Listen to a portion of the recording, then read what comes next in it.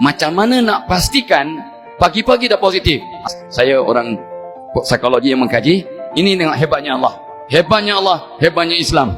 Barang siapa bangun tidur dengan senyuman, kalau boleh menghadap kiblat selama 10 saat atau lebih, sambil menghadap kiblat dan baca doa, Alhamdulillahillazi ahyana ba'dama amatana wal nusyur, 10 saat. Beres dah.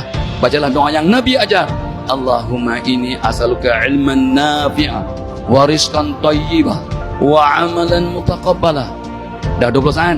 Bacalah doa yang ulama ajar, membuka pintu-pintu kehebatan, termasuk pintu kasih sayang dan kebahagiaan tadi.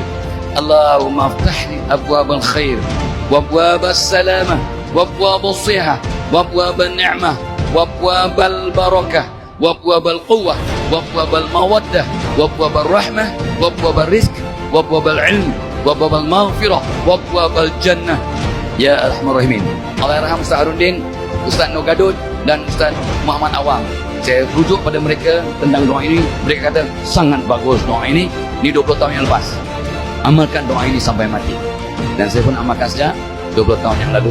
Doa pembuka 12 pintu. Dan jangan lupa doa membuang sifat-sifat negatif yang Nabi ajar para sahabat. Ya Allahumma inni a'udzubika minal hammi wal hazan wa a'udzubika minal ajzi wal kasal wa a'udzubika minal jubni wal bukh wa a'udzubika min ghalabatid dani wa qahril rijal.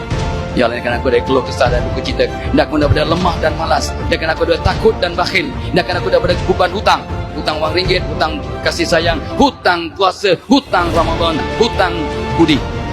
Dan hendakkan aku dari gangguan manusia, walaupun surat tersirat gangguan laki-laki dan perempuan, insya-Allah bahagia. Kenapa kita tak bahagia? Pertama, hati tak betul. Kedua, fikir tak betul. Ketiga, amal tak betul. Mudah-mudahan dapat memberi manfaat. Dan yang penting, let's change. Jom kita berubah. Takut-takut malam esok kita tak ada lagi. Wallahu a'lam.